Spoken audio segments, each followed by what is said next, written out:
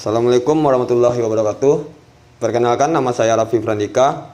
Saya akan membahas sebuah jurnal yang berjudul Pengaruh Profitabilitas dan Investment Opportunity Set terhadap kebijakan dividen tunai dengan likuiditas sebagai variabel penguat. Dalam penelitian ini bertujuan untuk menguji pengaruh profitabilitas dan kesempatan investasi terhadap kebijakan jumlah dividen kas perusahaan publik di Jakarta dengan menggunakan likuiditas sebagai variabel penguat. Adapun rumusan masalah dalam penelitian ini, yang pertama, apakah profitabilitas dan kesempatan investasi mempengaruhi besarnya laba yang dibagikan? Yang kedua, apakah likuiditas akan memberi pengaruh pada profitabilitas dan keputusan investasi terkait besarnya laba yang dibagikan?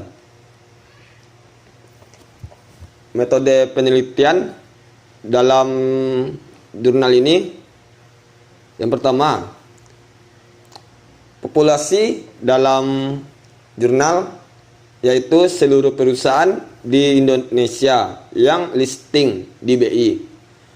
Sampelnya perusahaan yang membagikan dividen pada tahun 2002 sampai 2003. Terdapat 160 perusahaan yang menjadi sampel dalam penelitian ini. Metode yang selanjutnya menggunakan dua faktor. Yang pertama, profitabilitas dengan pengukuran menggunakan ROA atau ROI, dan kesempatan investasi dengan melihat aset tetap atau fixed asset atau FA dalam mengukur kebijakan dividen.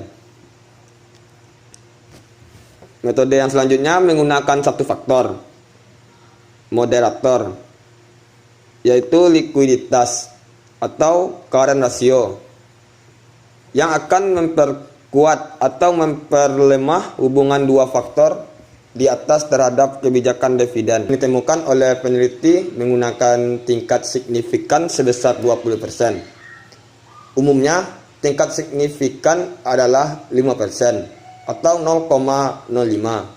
Selanjutnya 10% atau 0,1 dan 1% atau 0,01. Level signifikan sosial yang bisa diterima adalah 0,01, 0,05, 0,1, 0,15, 0,2, 0,25 dan 0,3. Dalam penelitian ini, jika hipotesa lebih dari 20%, maka hipotesa ditolak.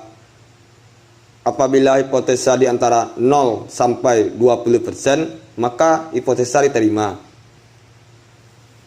Hasil uji hipotesa dianalisis lebih jauh. Apabila hasil uji hipotesa antara 0 sampai 20% yang memberikan hasil searah, artinya hipotesa tersebut diterima. Sedangkan untuk hasil uji hipotesa yang memberikan hasil yang berawalan, maka hipotesa tersebut ditolak.